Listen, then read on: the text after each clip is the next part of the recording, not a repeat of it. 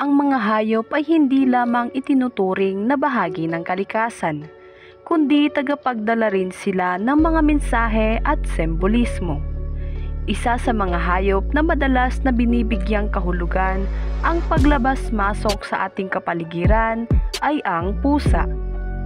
Sa mga tahanan sa ating bansa, hindi na bago ang karanasan ng biglaang pagdalaw ng isang ligaw na pusa. Tahimik itong pumapasok na tila may layunin at minsan ay nananatili pa ng ilang sandali hanggang sa ginagawa na niyang manirahan sa ating bahay na komportable. Sa likod ng tila simpleng pangyayari, ika nga sa kasabihan, curiosity kills the cat. Maraming katanungan ang nabubuo sa ating mga isipan. Swerte ba ito? May ibig ba itong sabihin? O isa lamang ba itong pangkaraniwang kilos ng isang gutom o napapadpad na hayop? Magandang araw sa ating lahat at welcome po muli sa ating YouTube channel. Sa videong ito ay susuriin natin ang iba't ibang paniniwala, pamahiin at mga paliwanag na kaugnay sa biglaang pagpasok ng isang ligaw na pusa sa isang bahay.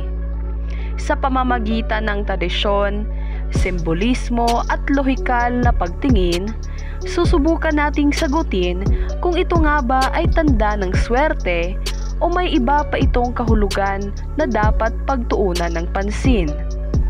Ang mga pusa ay tinuturing na hayop na may matalas na pandama, lalo na sa mga hindi nakikitang enerhiya.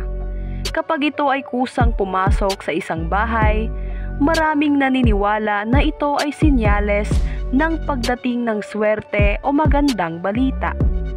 Ayon sa ilang matatanda, ang pusa ay may kakayahang sumagap ng positibong enerhiya at kung saan ito pumupunta, ay dala nito ang biyaya o proteksyon. May mga paniniwala rin na kapag ang pusa ay kumilos na tila may hinahanap o pinagmamasdan sa loob ng bahay, ito ay maaaring nakakakita ng espiritu o enerhiya na hindi nakikita ng tao. Sa pananaw na ito, ang pusa ay hindi lamang bisita, kundi isang espiritual na tagapagbantay. Bakit itinuturing na swerte ang pusa?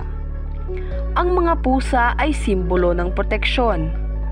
Ang kusang pagpasok ng pusa ay tinuturing ng iba na paraan ng kalikasan upang bantayan ang tahanan laban sa malas o masasamang espiritu.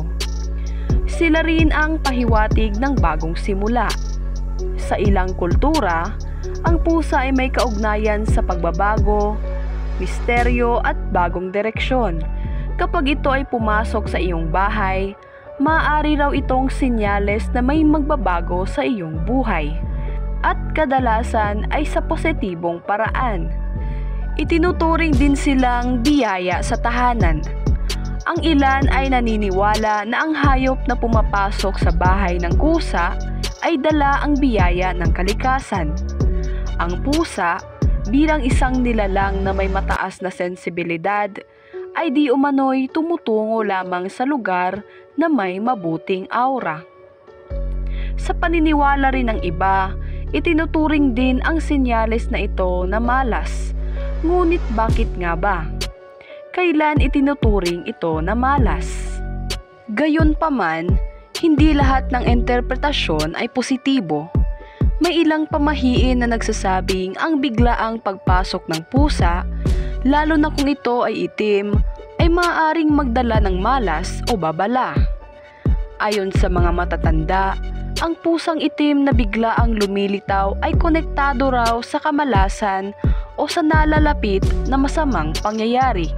Dagdag pa rito, kung ang pusa ay tila balisa, agresibo o nagdadala ng hindi pangkaraniwang kilos katulad ng pag-iyak sa loob ng bahay, ito raw ay maaaring pahiwatig na may hindi kanais-nais na enerhiyang namumuo sa paligid. Samantala, mula sa siyentipikong pananaw, ang kilos ng pusa ay maaaring ipaliwanag sa pamamagitan ng natural na gawin nito. Maaaring ito ay naghahanap ng pagkain, nais makahanap ng mainit o ligtas na lugar, umiiwas sa panganib o ulan, o naaakit ng amoy, liwanag o tunog mula sa loob ng bahay. Sa ganitong pananaw, ang pagpasok ng pusa ay hindi kinakailangang may simbolismo, kundi resulta lamang ng instinct at kalikasan nito bilang hayop. Ang biglaang pagpasok ng isang ligaw na pusa sa isang bahay ay maaaring tingnan sa iba't ibang perspektibo. Bilang isang mensaheng espiritual, pamahiin ng mga ninuno, o bilang isang simpleng kilos ng isang hayop na tumutugon sa kanyang kapaligiran. Kung ito man ay swerte o hindi, nakasalalay ito sa ating pananaw at paniniwala. Para sa ilan, ito ay tanda ng positibong enerhiya, biyaya at proteksyon, at pinipiling pakitunguhan ang pusa ng may kabaitan at paggalang. Para naman sa iba, ito ay simpleng paalala ng koneksyon natin sa kalikasan at sa mga nilalang na kasama nating naninirahan sa mundo. Anuman ang interpretasyon, marahil ang pinakamahalaga ay ang pagtanggap na bawat pangyayari, gaano man ito kaliit, ay may kayahang humubog sa ating pananaw sa buhay.